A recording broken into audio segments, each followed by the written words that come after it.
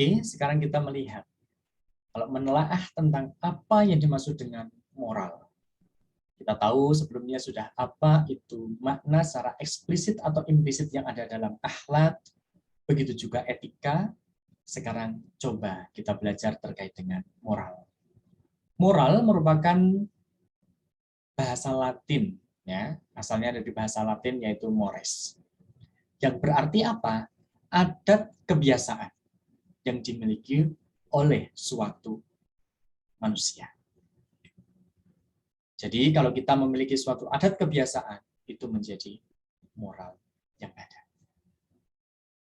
Akan tapi kalau kita berdasarkan pada suatu tindakan, ya, apakah ini suatu yang baik atau buruk, dengan ukuran adat kebiasaan yang ada, maka konsep moral yang berhubungan dengan adat ini terbagi menjadi dua bagian. Nah, ini ulama pendapat ada dua pembagian kalau kita berbicara moral, tapi dari sudut pandang adat kebiasaan. Yang pertama apa? Ada adat yang sahihah. Apa itu? Adat sahihah itu merupakan suatu kebiasaan yang sudah ada sejak zaman dahulu dan turun-menurun, ya, dan selalu dijaga dan selalu dipelihara oleh suatu kaum tersebut. Akan tetapi di sini sesuai dengan ajaran, sesuai dengan firman Allah Subhanahu wa Ta'ala. Artinya apa? Tidak menerabas gitu ya. Atau tidak melanggar aturan syariat agama Islam.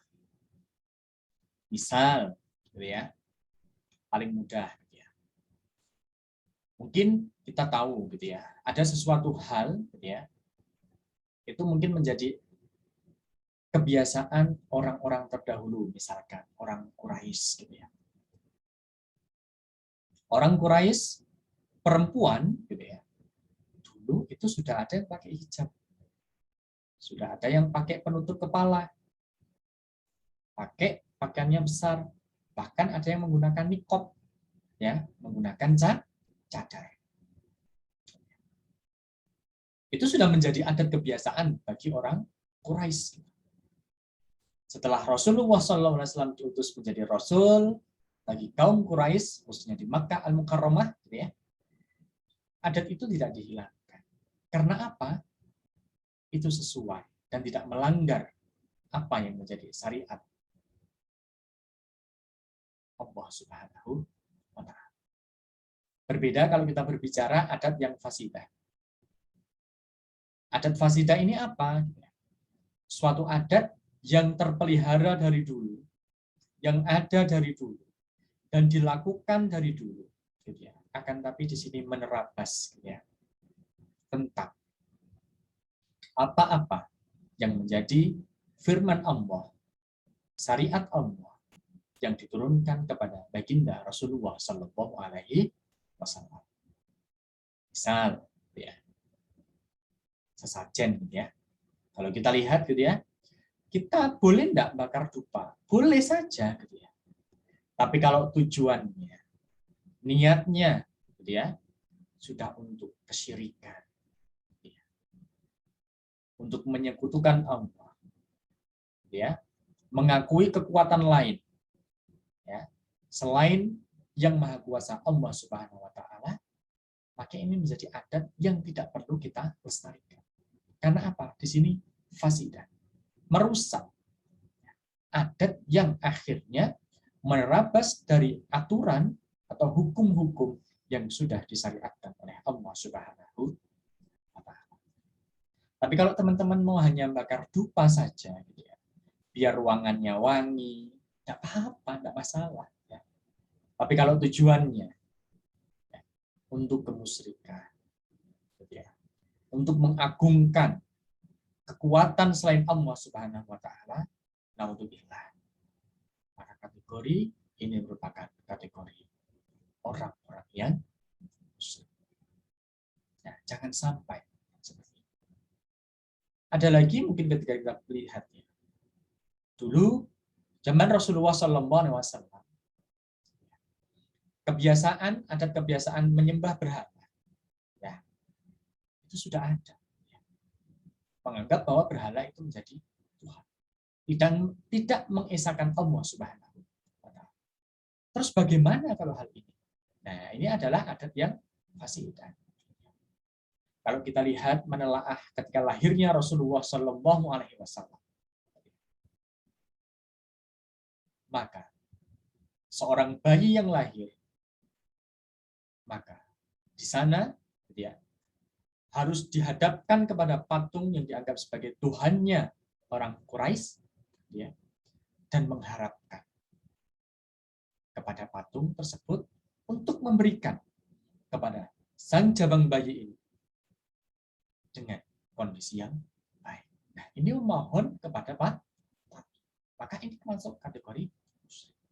Itu sudah ada sejak sebelum Rasulullah SAW lahir.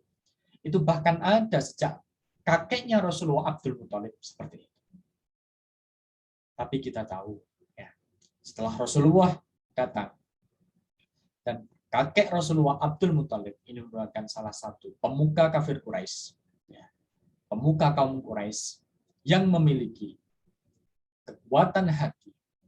Ya, dalam hatinya itu hanya menyembah keesaan Allah Subhanahu wa Ta'ala, mengikuti agama-agama yang dibawa nabi-nabi sebelumnya, yaitu Nabi Yuna Ibrahim alaihis salam, yaitu agama tauhid. Artinya kalau kita berbicara tauhid, berarti di situ mengesahkan Allah Subhanahu wa Ta'ala. Nah, jadi kita bisa melihat kalau berbicara moral, ini di sini ada suatu kebiasaan, ya. Dan kalau kita berbicara moral di sini melihat baik dan buruknya, gitu ya, maka akan ada suatu adat yang sahihah, artinya boleh kita pertahankan, kita pelihara. Tapi ada juga yang adat fasidah, adat yang menyebabkan kerusakan atau terjerumusnya kita dalam dunia kesesatan. Nah, kemudian landasan terbentuknya moral itu kita bisa melihat karena sumbernya dari mana. Sumber moral itu bisa berasal dari Allah Subhanahu wa Ta'ala langsung, ya, dari firman-Nya. Kalau Rasul merupakan sabda hadis Rasulullah, baik fi'liyah, qauliyah, takririyah atau himmahnya. Kemudian dari raja, ini berupa apa? Ketentuan, ya, atau adat istiadat yang dibentuk oleh seorang raja tersebut atau seorang pemimpin adat.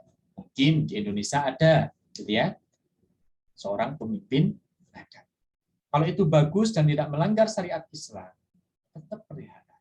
Karena apa? Itu menjadi kekayaan adat istiadat kita. Selain kalau kita berbicara sumber moral, gitu ya, objek sekaligus dari moral itu siapa? Ya manusianya itu sendiri. Ya. Objeknya siapa? Manusia. Karena yang mengerjakan tindakan, yang mengerjakan adat istiadat itu adalah manusia. Manusia yang bagus itu ketika memiliki as-saqafah wal hadarah yang luar biasa. Kalau kita berbicara as-saqafah, maka dia memiliki kebudayaan. Tapi ada yang lebih tinggi lagi namanya hadarah, yaitu adalah peradaban. Nah, kalau kita memiliki kebudayaan, belum tentu mereka memiliki peradaban yang luar biasa. Tapi kalau ada peradaban, pasti ada kebudayaan yang luar biasa. Indonesia luar biasa. Sebelum Islam masuk ke Indonesia sudah memiliki peradaban dan kebudayaan yang luar biasa. Kalau kita lihat sejak zaman Majapahit sudah ada Al-Qanun, gitu ya, atau undang-undang kerukunan antar umat beragama. Jadi apa? Nggak hanya umat yang sama agamanya, tapi antar umat beragama. Berbeda agama sudah ada undang-undangnya. Nah, itu menjadi suatu adat kebiasaan. Akhirnya menjadi moral kita. Bagaimana? Kemudian pastinya kita memiliki tujuan moral. Tujuan moral itu apa? Mencapai kemaslahatan duniawi, dan karena kita sebagai seorang muslim, muslimah yang mengakui kehidupan akhirat, maka kita harus tahu tentang kehidupan ukhrawi. Tujuannya adalah nanti, ya, duniawinya bagus, terlebih ukhrawi kita, akhiratnya kita juga bagus. Sekarang kalau kita melihat ngapain masuk dengan adab? Kayaknya kok dari tadi pembahasannya mirip-mirip ya. Ada akhlak, kemudian ada etika, ada moral dan adab. Nah, adab ini berasal dari bahasa Arab, yaitu al-adabu yang memiliki makna kesopanan. Nah, ulama berpendapat tentang adab, apa? Hak kepada segala sesuatu. Dengan mengetahui apa yang menjadi hak terhadap diri kita, makhluknya, artinya makhluk di sini makhluknya Allah, dan hak pencipta. Jadi kita harus punya adab di sana. Punya kesopanan terhadap diri kita sendiri. Terhadap siapapun. Siapapun di sini nggak hanya sama manusia, tapi makhluknya Allah Subhanahu wa Ta'ala sama Sang Pencipta, yaitu Allah Subhanahu wa Ta'ala. Kita harus memberikan hak tersebut. Ya. Kalau sama makhluk harus seperti apa? Hak kita kepada Allah Subhanahu wa Ta'ala itu seperti apa? Hak kepada Pencipta, kita punya hak untuk berdoa, memohon segala sesuatu kebaikan. Bisa kita lakukan.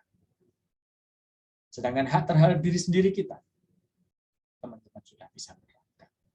Terhadap makhluknya, baik yang hidup maupun yang benda mati.